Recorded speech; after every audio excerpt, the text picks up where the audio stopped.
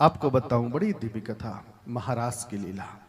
यहाँ महारास की लीला यहाँ से शुभारंभ हो जाती है और बड़ी दिव्य लीला है महारास की।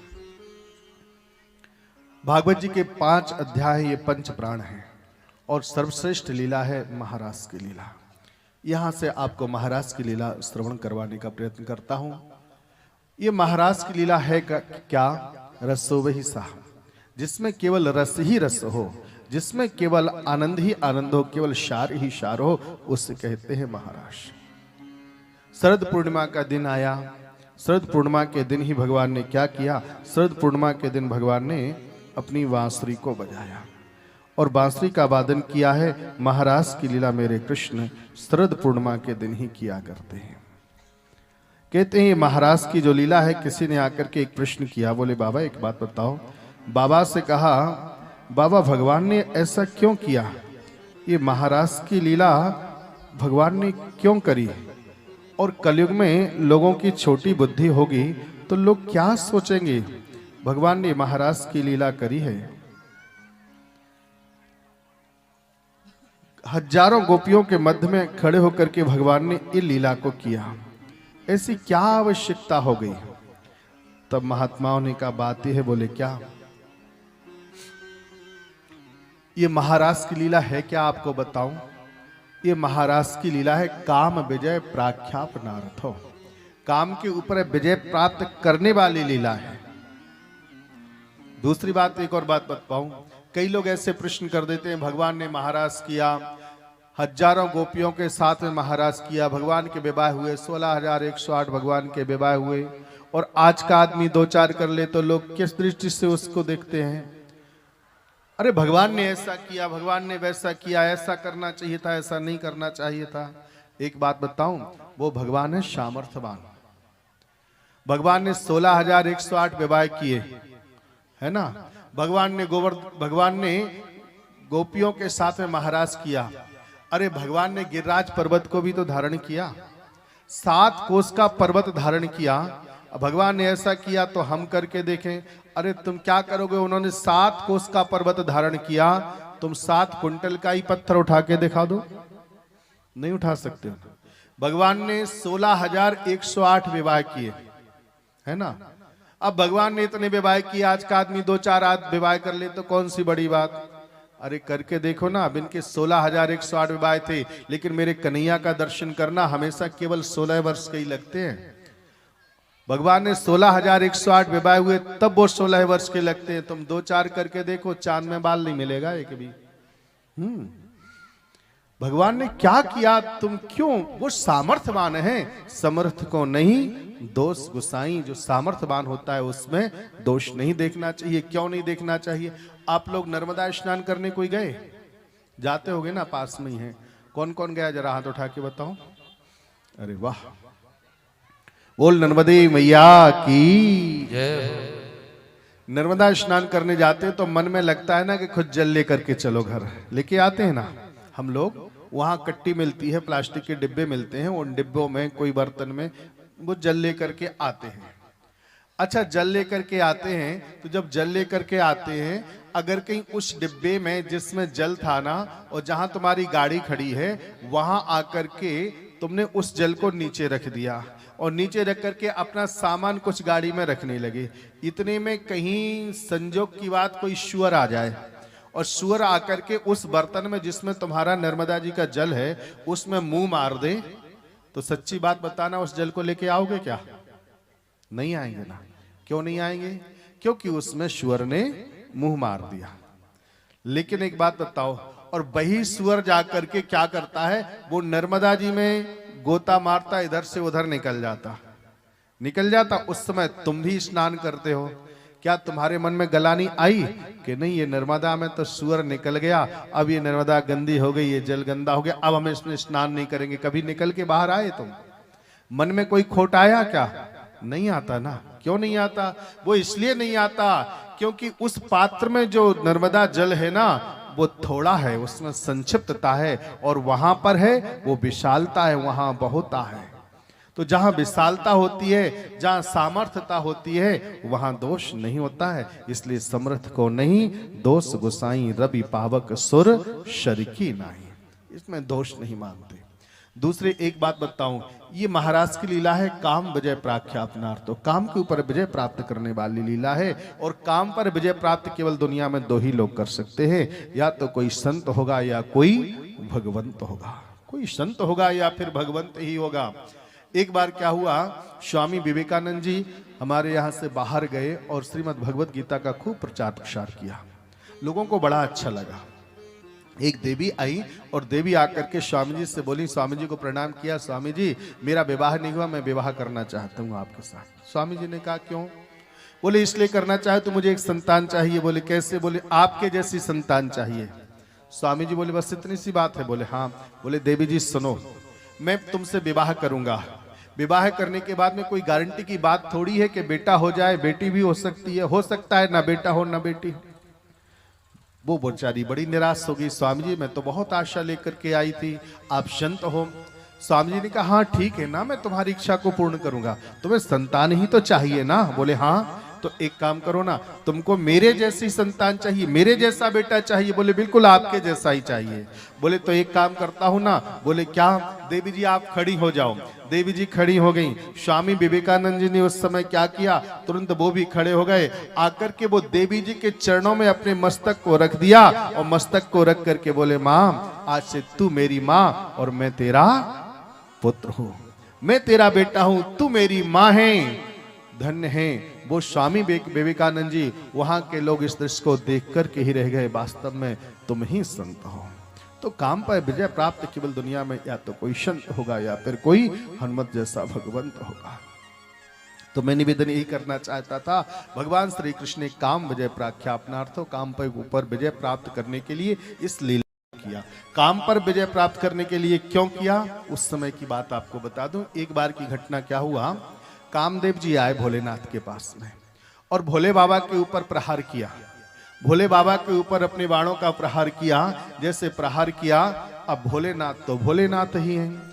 भोलेनाथ ने पहले तो बहुत कुछ आनाकानी करी कि अब समझता है, अब समझता है, अब समझ जाएगा, लेकिन नहीं समझाए तो वाणों पर वाण मारना शुभारंभ कर दिया। भोलेनाथ समाधि में बैठे थे, थोड़ी सी इनको गुस्सा आ गई और गुस्सा आ गई सो भोलेनाथ ने अपने तीसरा नेत्र खोल दिया। सो जब शिव तीसर नयन उघारा, निर्घत काम भयऊ जरि छारा। कामदेव तो जल करके भस्म हो गया। कामदेव की पत्नी आई रोती रोती, भोलेनाथ से कहा बाबा बाबा अनर्थ हो गया। बोले क्या? बाबा बाबा मेरा तो सब कुछ मिट गया, मैं तो मर गई, मैं तो मिट गई। बोले क्या हो गया? तुम तो जैसी की तैसी खड़ी हो, तुम कहाँ मरी कहाँ मिटी? बोले बाबा अरे जिस नारी का पति नहीं होता उस पर विपत्ति हजार आती हैं, अब मेरा पति नहीं है, अब तो मेरे ऊपर विपत्तियों पर विपत्ति आएगी। बोले क्या करें, इसने कर्म ही ऐसा किया था इसलिए मृत्यु को प्राप्त हो गया। बोले बाबा इसने किया था पर दंड हमको क्यों मिला? बोले तुम्हें कहां दंड मिला? बोले बाबा अब ये नहीं है तो मुझे कौन पूछेगा संसार में। बाबा ने कहा भाई इसने कर्म कैसा किया इसलिए इसको ये फल मिला, बाबा कुछ उपाय हो तो बताओ। बाबा ने कहा देखो अब तो कुछ नहीं हो सकता है, बात जबान से तीर कमान से निकल गई तो निकल गई, ठीक है कहीं तुम परेशान होती हो, अब आशुतोष जो ठहरे जल्दी दया भी आ जाती। भोलेनाथ को थोड़ी दया आ गई। कामदेव की पत्नी रति देवी से कहा देवी तुम एक काम करो। बोले क्या? थोड़ी सी प्रतीक्षा करो, और थोड़ी सी प्रतीक्षा करोगी ना तो यही दोबारा फिर अवतार धारण करेंगे, और जब दोबारा जन्म होगा तो इनको पति के रूप में पुनः फिर तुमको ये प्राप्त हो जाएंगे। ये कथा कल की कथा में आप लोग श्रवण करेंगे। तो वो कामदेव आया, और कामदेव आकर के जैसे भोलेनाथ के पास से आया तो आकर के मेरे कन्हैया के पास फिर आ गया और भगवान कृष्ण के पास में आया। भगवान कृष्ण से कहा कन्हैया, बोले क्या? हम आपसे युद्ध करना चाहते हैं। बोले कब? कब करना चाहते? बोले आज। बोले आज तो अभी मैं महाराज के लिए जा रहा हूं। बोले इसीलिए तो इसी समय मुझे युद्ध करना है। इन्होंने कहा देखो भोलेनाथ ने तुमको कितनी बार हरा दिया, तुम फिर आज मुझसे युद्ध करने आ गए। बोले मुझसे गलती हो गई, उस समय मैंने समय अच्छा नहीं देखा था, उस समय भोलेनाथ समाधि में बैठे थे इसलिए मैंने समय को अच्छा नहीं चुना। बोले फिर? बोले इस समय समय अच्छा है जब आप हजारों गोपियों के साथ में मध्य रात्रि में अर्धरात्रि के समय होंगे, उस समय मैं अपना प्रहार करूंगा, तुम बच के दिखाना कृष्ण। भगवान ने कहा फिर भी बच गया तो? बोले कन्हैया तुम फिर भी बच गए ना, तो एक काम करना। बोले क्या? बोले अगर कहीं तुमने मुझको पराजित कर दिया तो मैं तुम्हारा बेटा बन जाऊंगा। भगवान कहीं हमने तुमको पराजित कर दिया तो? भगवान बोले तो फिर एक ही बात है। बोले फिर मैं तुम्हारा बेटा बन जाऊंगा। भगवान ने शर्त रखी, वो कामदेव आया, युद्ध किया, भगवान ने कामदेव को परास्त कर दिया। वही कामदेव आकर के भगवान के यहाँ प्रथम बालक के रूप में आज पहुंचे हैं और भगवान के यहाँ अवतार धारण लिया। ये कथा कल की कथा में आप लोग यहाँ से आगे की कथा श्रवण करेंगे। तो मैं निवेदन ही करना चाहता था, काम विजय प्राख्यापनार्थो, ये कामदेव आ गया इसलिए भगवान को इसके ऊपर विजय प्राप्त करने के लिए महाराज की लीला करनी पड़ी। आज समस्त गोपियों के मध्य में भगवान खड़े हैं और कहते हैं श्री सुखदेव जी महाराज, भगवान पिता रात्रि सरदोत फुल्ल मल्लिका वीक्षरन्तो मनश्चक्रे योग मायामुपाश्रितः। भगवान पिता रात्रि सरदोत्र फुल्ल मल्लिका। भगवान श्री कृष्ण ने क्या किया? अर्धरात्रि के समय बांसुरी को बजाया। अब जैसे बांसुरी का वादन किया उससे सारी गोपियां सब एकत्रित हो गई। जो गोपी जो भी काम कर रही थी अपने सारे कामों को छोड़ छोड़ करके भाग पड़ी। एक गोपी भोजन बना रही थी, हाथों में आटा लगा हुआ था, बस वैसे ही भिड़े हुए हाथों से पहुंच गई। एक गोपी अपने घर में गाय का गोबर डाल रही थी, गाय के गोबर को डाल रही थी, गाय के गोबर को डालते डालते हाथों में गोबर लगा हुआ था, वो भी वहां पहुंच गई। एक गोपी तो क्या कर रही थी? श्रृंगार कर रही थी कि श्री राधा महारानी और श्रृंगार करे महलन में। तो उल्टा सीधा श्रृंगार हो गया। बोले क्या? बोले कंगना के धोखे नथ पहने आई हाथन में। कंगन के धोखे नथ को हाथ में पहन लिया और नथ को लिया हाथ में पहन लिया, कंगन को कानों में पहन लिया। उल्टा सीधा श्रृंगार करके दौड़ पड़ी। एक गोपी तो क्या कर रही थी आपको बताऊं, भोजन तो तैयार हो गया। अब भोजन तैयार हो गया तब तक कन्हैया की बांसुरी सुनाई दी। अब मन तो पहुंच गया मेरे प्रभु के चरणों में, क्या करूं?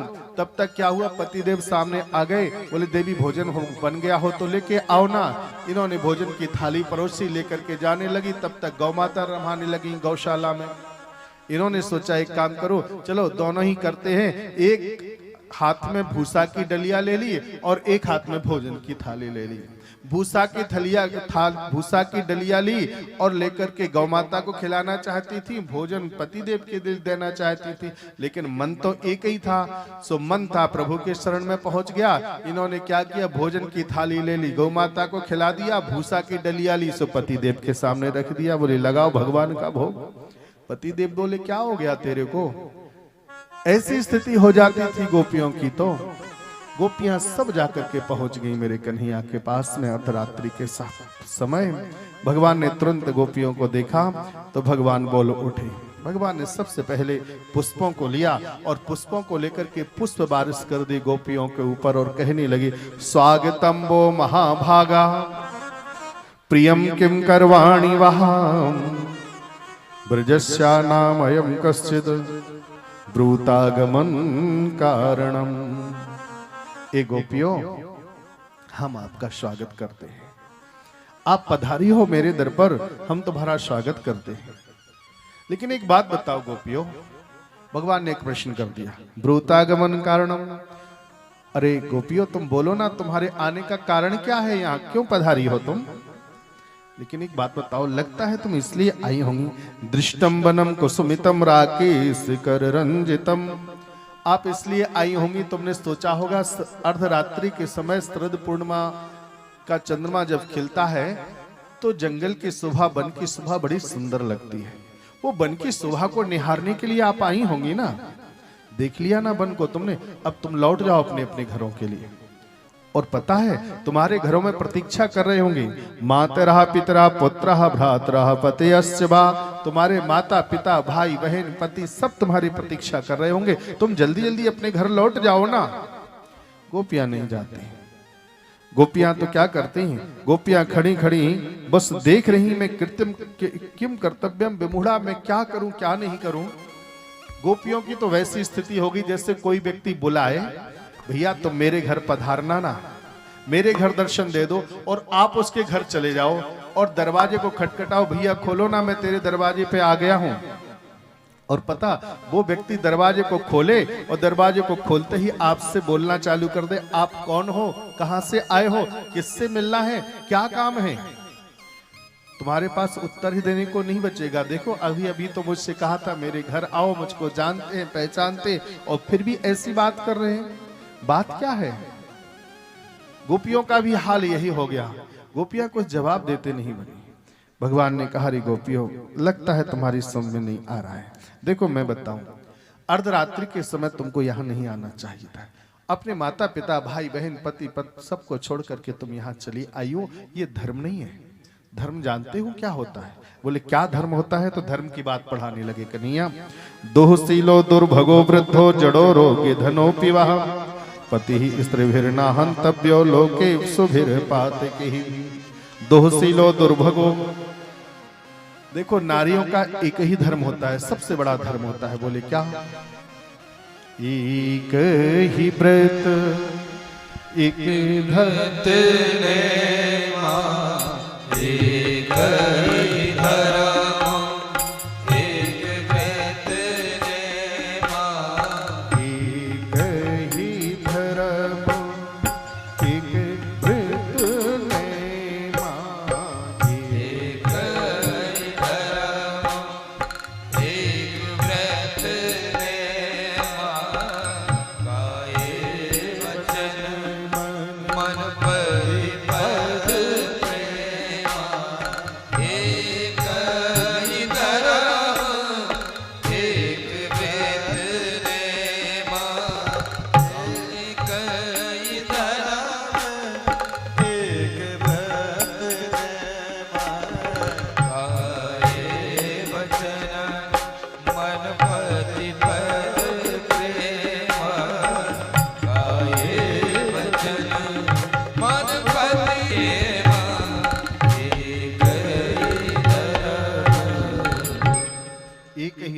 एक व्रत नेमा काय वचन मन पति पद प्रेमा।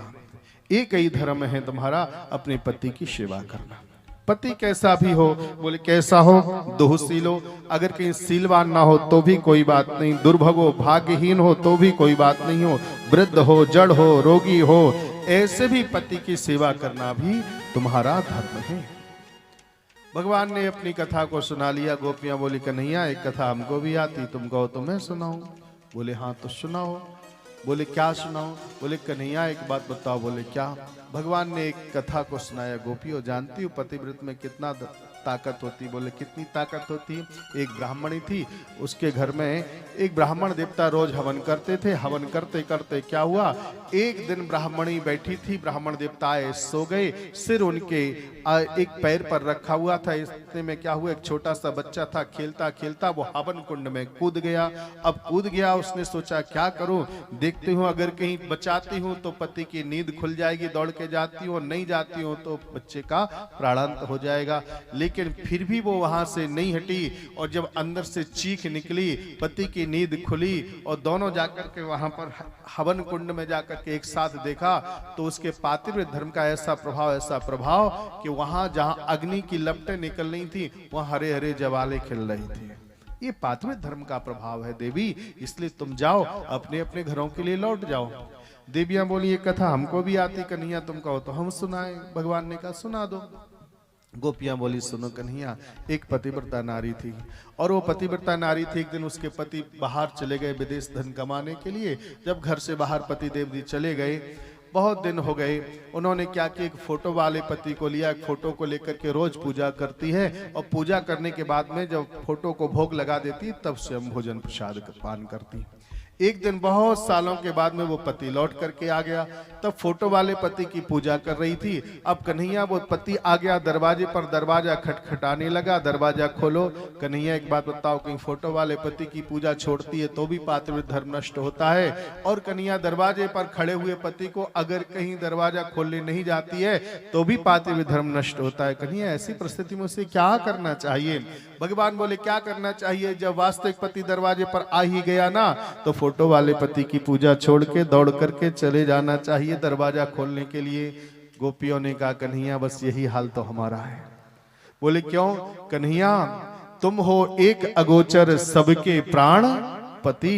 कन्हैया तुम सबके प्राणपति हो। कन्हैया ये तो हाड़मास की देह हैं। अरे कन्हैया हाड़मास की देह यह ओ तासों अति अनुराग ओ मढ़ी न होती चाम सो तो खा जाते वह काग।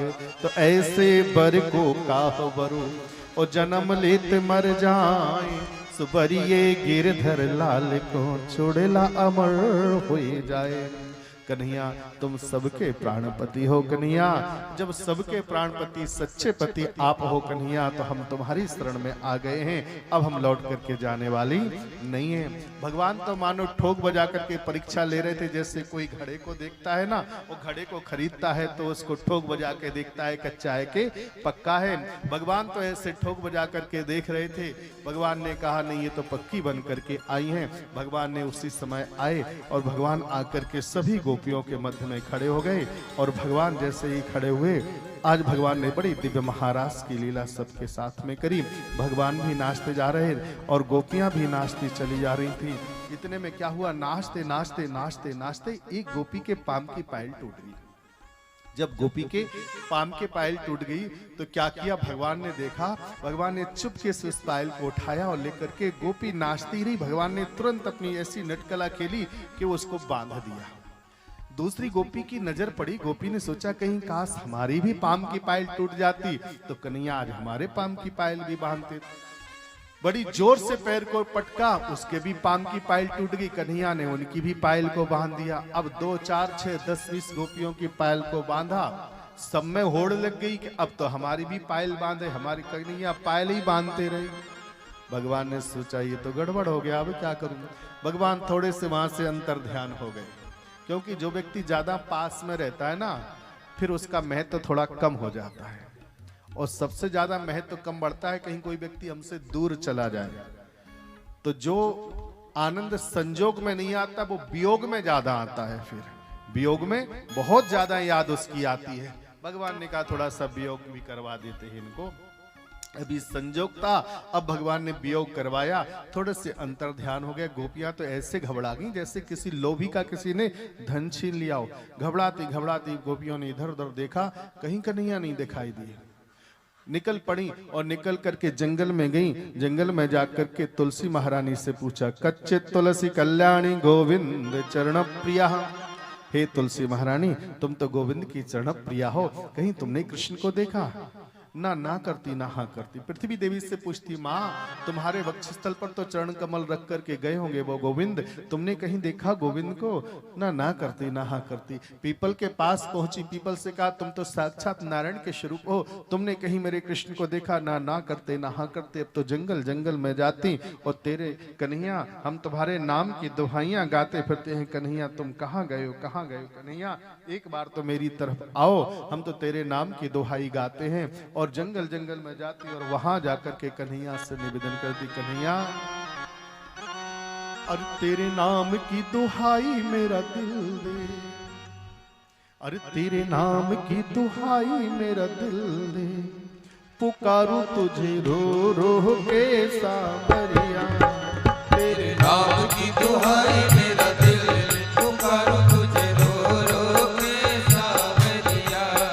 तेरे नाम की दुहाई मेरा दिल दे, पुकारूं तुझे रो रो के सावरिया। तेरे नाम की दुहाई मेरा दिल दे, पुकारूं तुझे रो रो के सावरिया। तेरे नाम की दुहाई मेरा दिल दे, पुकारूं तुझे रो रो के सावरिया। तेरे नाम की दुहाई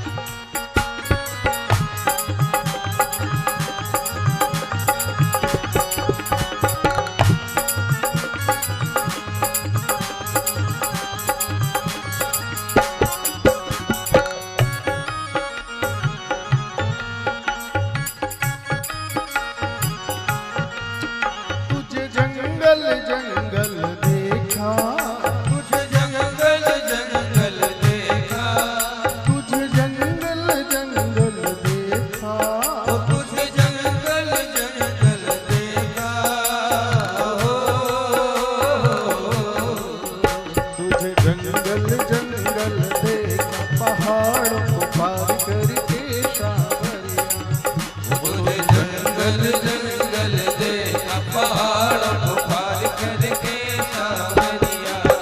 तेरे नाम की दुहाई मेरा दिल दे पुकारो तुझे रो रो के सावरिया। तेरे नाम की दुहाई मेरा दिल ने पुकारो तुझे रो रो के सावरिया।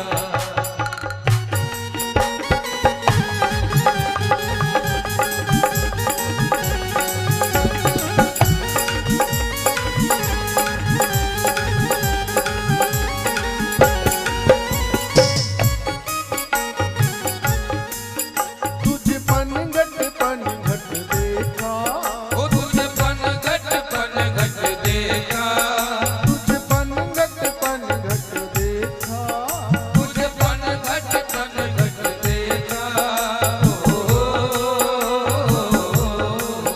तुझे पनघट पनघट देखा, गगरियों को सिर धर के सावरिया।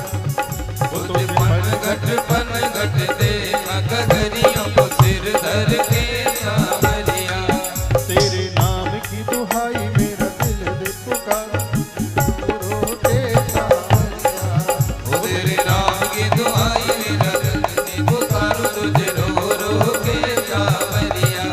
ओ तेरे नाम की दुहाई भाई मेरा दिल ने पुकारो तुझे रो रो के सावरिया। ओ तेरे नाम की दुहाई मेरा दिल ने पुकारो तुझे रो रो के सावरिया। पुकारो तुझे रो रो के सावरिया। पुकारो तुझे रो रो के सावरिया। पुकारो तुझे रो रो के सावरिया। कन्हैया कहाँ चले गए आप? हमको बड़ा दुख होता है कन्हैया, तुम आओ ना, हमको दर्शन तो दे दो कन्हैया। सब जगह देखती पर कन्हैया कहीं नहीं दिखाई देते। रोते रोते गई घोर जंगल में, तो सामने से देखा तो राधे रानी भी रोती हुई चली आ रही थी। राधे से कहा, राधे कहाँ गई थी तुम? राधे ने कहा, वही कृष्ण के साथ में मैं थी, लेकिन चलते चलते थक गई। मैंने कहा कन्हैया अपने कंध पर बैठा लो। बैठना चाहती थी मैं, तब तक वो अंतर्ध्यान हो गए, मैं फिर अकेले की अकेली रह गई। अब तो राधे भी आ गई, और राधे भी आकर के कन्हैया और राधे, आज सारी गोपियां राधे के सहित मिल गई। बस सब रोती रोती बिलखती, कन्हैया क्यों हमको रुलाते हो? कन्हैया रुलाते हो हमको, कन्हैया कितना रुलाओगे हमारे लिए?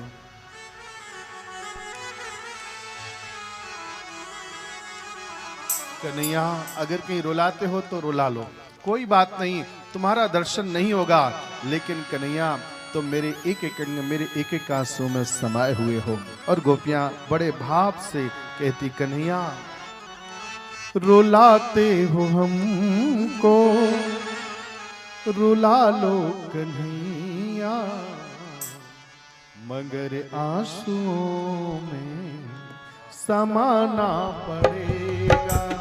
ओ रुलाते हो हमको, रुला लो कन्हैया।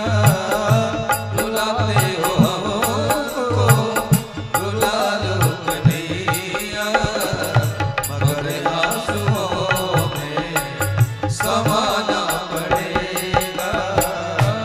रुलाते हो हमको, रुला लो कन्हैया।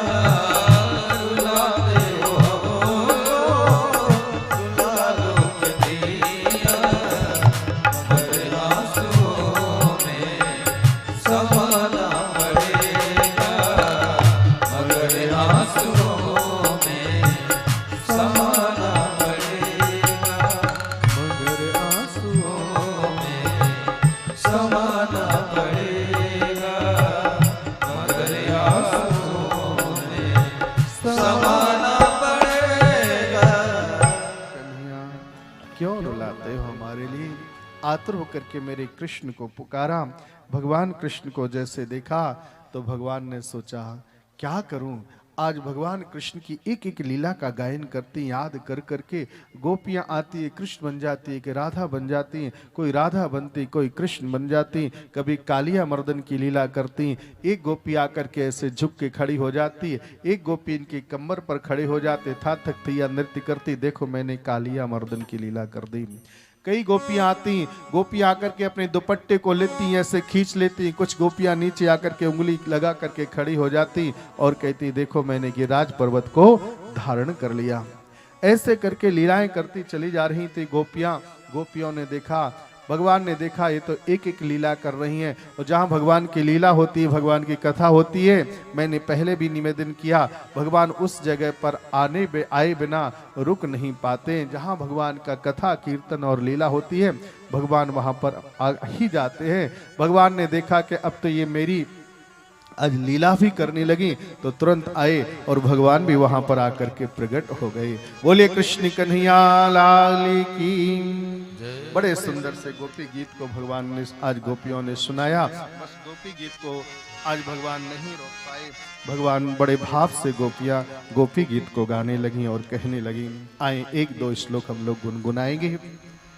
जयति तेधिकम जन्मना व्रजा श्रियते इंद्रा सस्वरत्रि दृष्टा दीक्षिता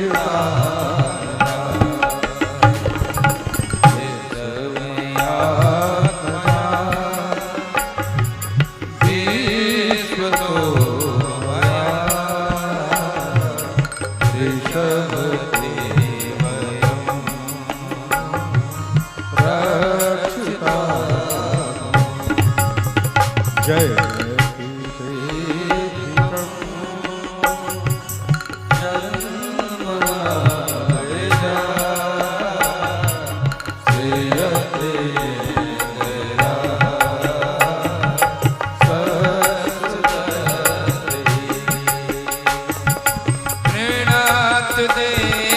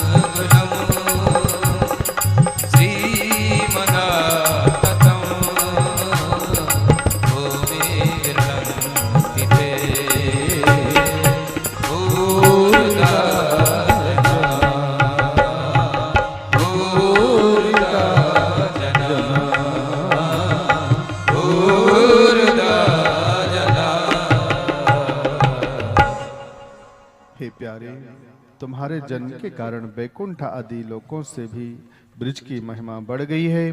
तभी तो सौंदर्य और मृदुलता की देवी लक्ष्मी जी अपना निवास स्थान बैकुंठ को छोड़ करके श्री धाम वृंदावन में निवास करने लगी हैं। कन्हैया कन्हैया, हम तुम्हारी बिनमोल की दासी हैं, एक बार हमारे ऊपर कृपा तो करो ला।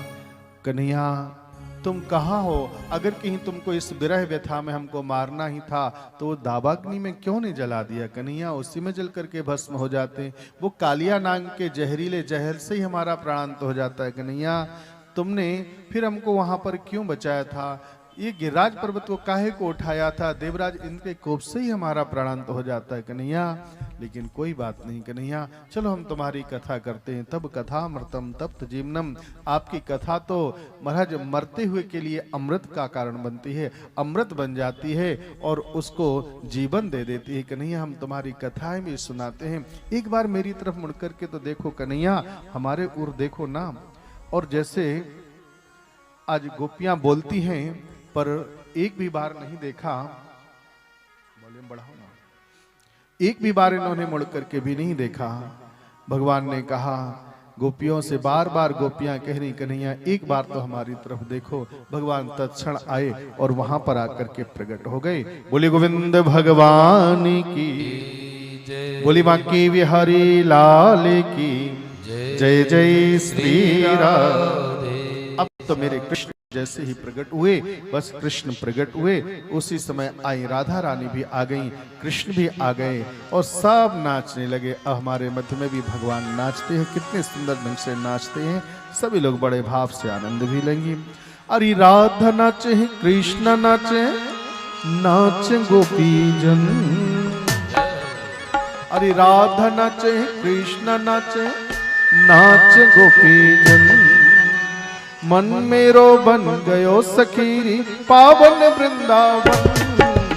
राधा नाचे कृष्णा नाचे, नाचे गोपीजन। मन मेरा बन गयो सखीरी पावन वृंदावन। राधा नाचे कृष्णा नाचे, नाचे गोपीजन। राधा नाचे कृष्णा नाचे, नाचे गोपीजन। मन मेरा बन गयो सखीरी पावन वृंदावन। पावन वृंदावन सखीरी पावन वृंदावन। पावन वृंदावन सखीरी पावन वृंदावन। पावन वृंदावन सखीरी पावन वृंदावन। पावन वृंदावन सखीरी पावन वृंदावन। राधा नाचे कृष्ण नाचे, नाचे गोपीजन।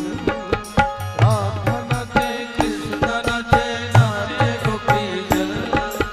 मन मेरो बन गयो सखीरी पावन वृंदावन।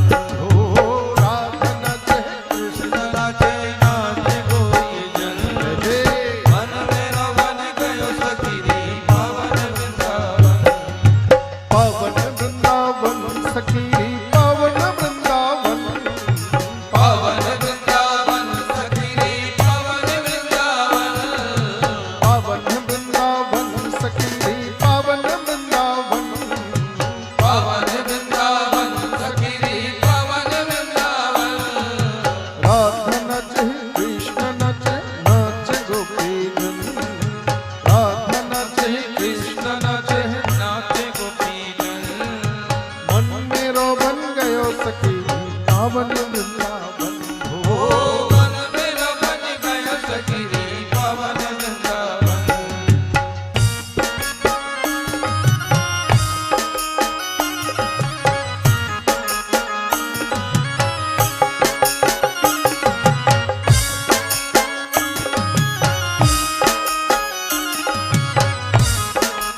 जय जय।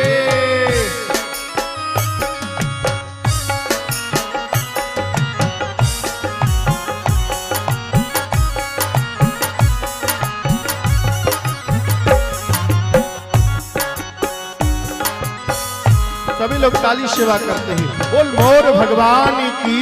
जय हो।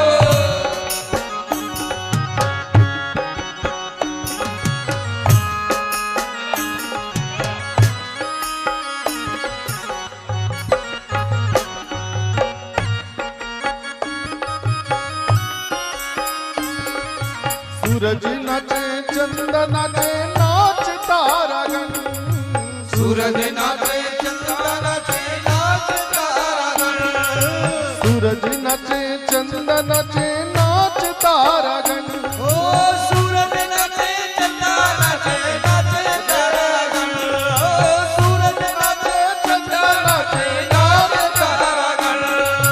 मन मेरो बन गयो सखी पावन वृंदावन, ओ मन मेरो बन गयो सखी पावन वृंदावन। रास रचो है रास रचो है अरे जमुना के तीरे कहाँ, रास रचो है रास रचो है रात रचो है। सभी लोग ताली सेवा करते हैं। अरे काना रात रचो है, रास रचो है रास रचो है अरे जमुना के तीरे कहाँ, रास रचो है रात रचो है, रात रचो है। यमुना के तीरे काना रात रचो है।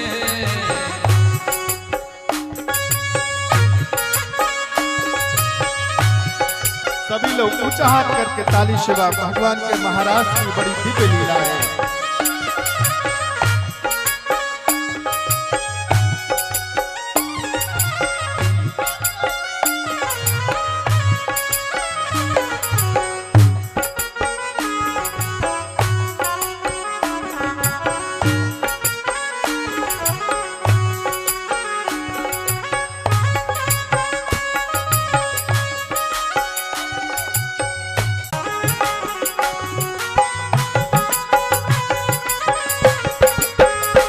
ताली सेवा।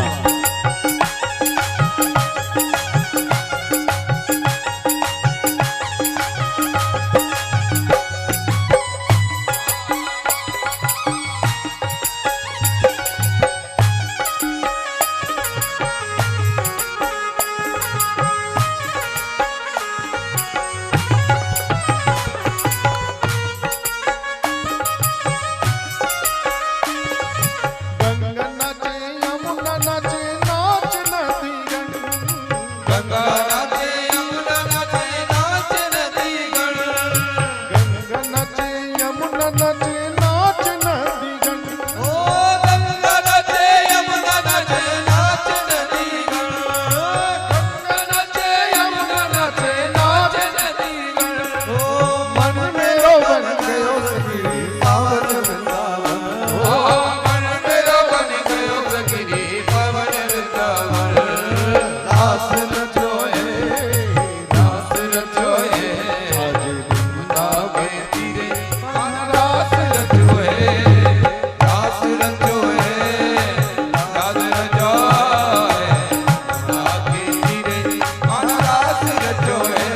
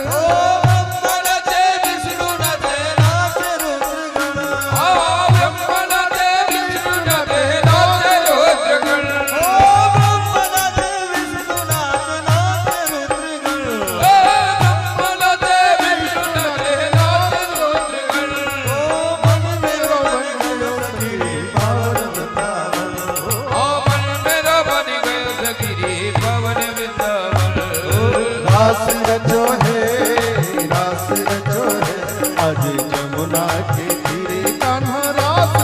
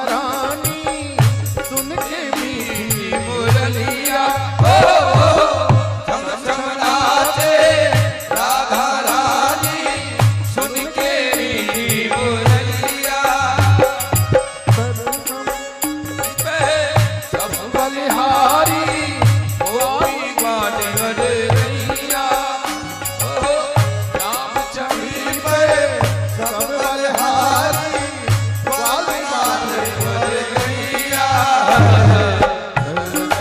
जाने रे मेरी पुरवैया रे मेघा बरसे रे श्याम संग राधा नाचे रे ओ कन्हैया संग राधा नाचे रे ओ श्याम संग राधा नाचे रे गोकुल में देखो वृंदावन में देखो बंसी बाजे रे श्याम संग राधा नाचे रे ओ कन्हैया संग राधा नाचे रे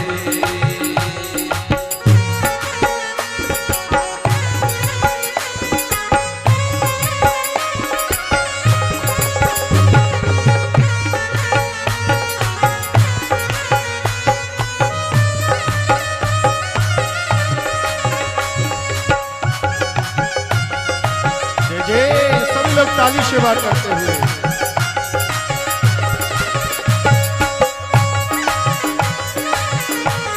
बोल भगवान की जय हो।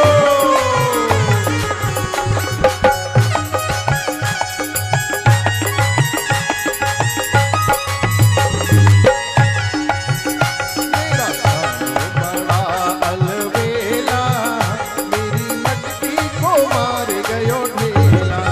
ओ मेरा श्याम बड़ा अलबेला तेरी मटकी में मार गयो ढेला मेरा सामो बड़ा अलबेला मेरी मटकी को मार गयो ढेला। ओ मेरा सामो बड़ा अलबेला मेरी मटकी में मार गयो ढेला कभी राधा के संग कभी सखियों के संग ओ कभी राधा के संग कभी रुक्मणी के संग ओ कभी राधा के संग कभी रुक्मणी के संग कभी राधा के संग कभी रुक्मणी के संग कभी रात रचाए अकेला मेरी मटकी को मार गयो ढेला। ओ कभी रास रचाए अकेला तेरी मटकी में मार गयो ढेला मेरा सामो बड़ा अलबेला मेरी मटकी को मार गयो ढेला।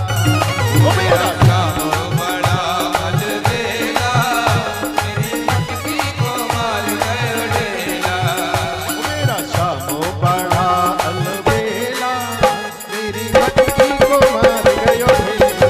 ओ मेरा श्याम बड़ा अलबेला मेरी मटकी को मार गयो ढेला मेरा श्याम बड़ा अलबेला मेरी मटकी को मार गयो ढेला ओ मेरा श्याम बड़ा अलबेला मेरी मटकी को मार गयो ढेला मेरी मटकी को मार गयो ढेला मेरी मटकी को मार गयो ढेला मेरी मटकी को मार गयो ढेला मेरा श्यामो बड़ा अलबेला मेरी मटकी को मार गयो ढेला। मेरा श्याम बड़ा अलबेला मेरी मटकी को मार गयो बोलिए गोविंद भगवान की। बड़ी सुंदर झांकी मेरे ठाकुर जी की, और मेरे ठाकुर जी की इतनी सुंदर, मेरा हरि भगवान इतने सुंदर ढंग से आज नाचते मेरे कन्हैया। बोलिए कृष्ण कन्हैया लाल की, बोले बाके बिहारी लाल की जय जय श्री राधे।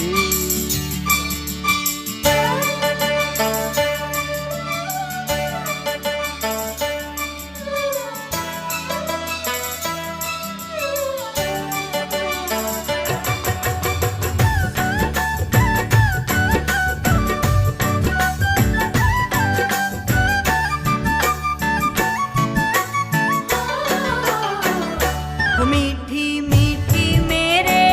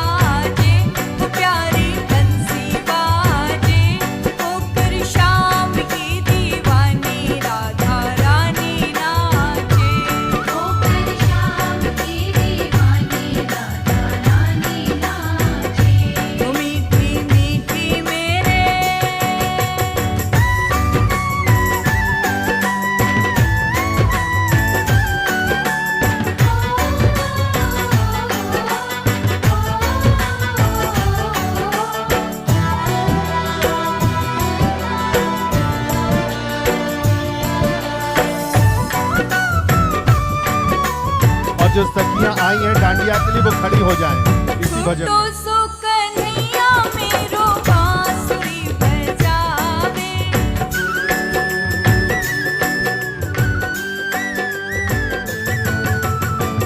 तो सो कन्हैया मेरो बांसुरी बजावे, यमुना किनारे देखो रास रचावे, हो पकड़ी राधे जी की मैया,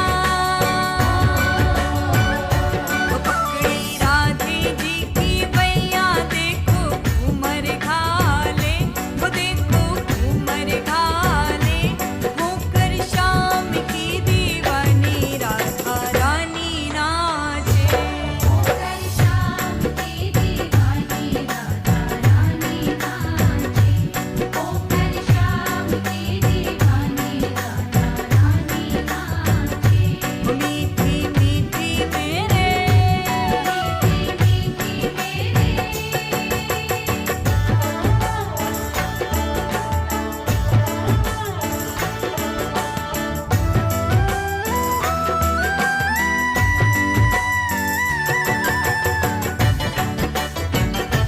जय, सभी लोग ताली सेवा करते हुए जय जय।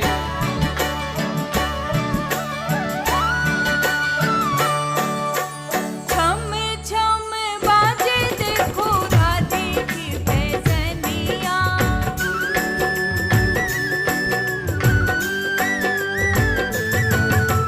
छम छम बाजे देखो राधे की बैजनिया, नाचे रे कन्हैया मेरो छोड़ के मुरलिया,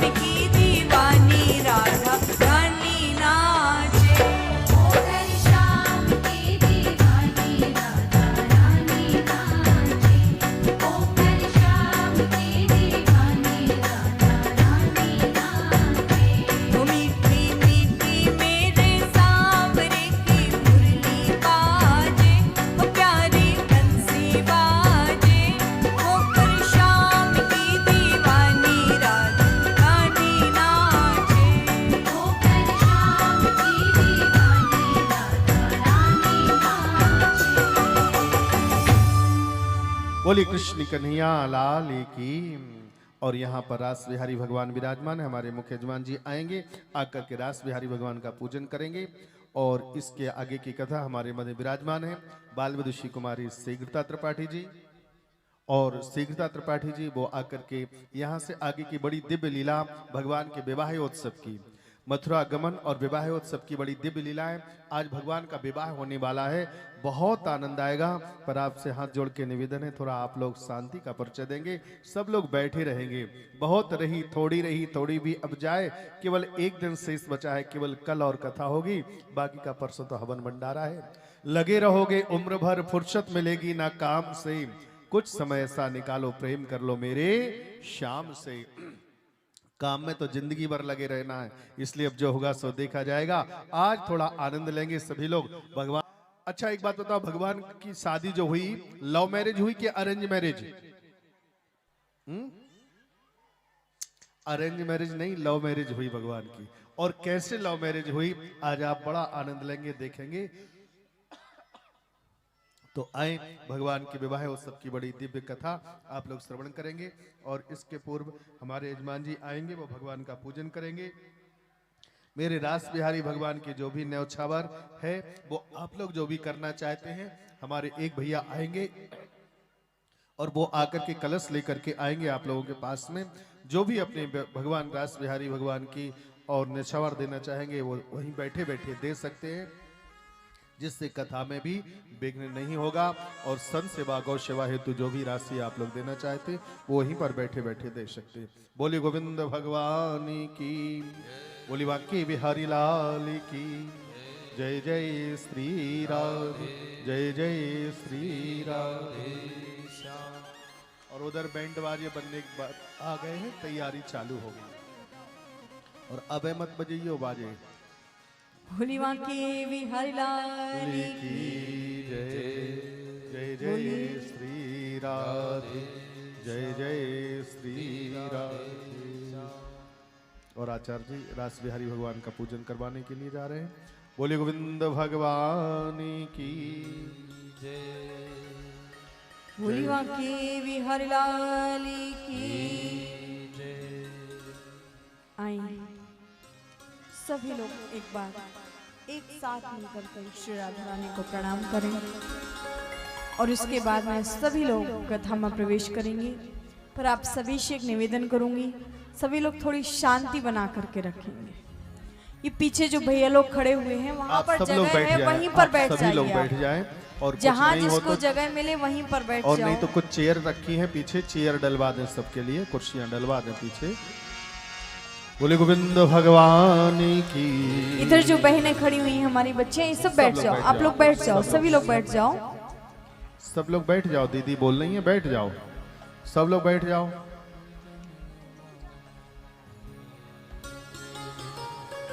इधर जो भैया लोग खड़े हुए हैं आपसे भी निवेदन करते हैं, सभी लोग बैठ जाइए।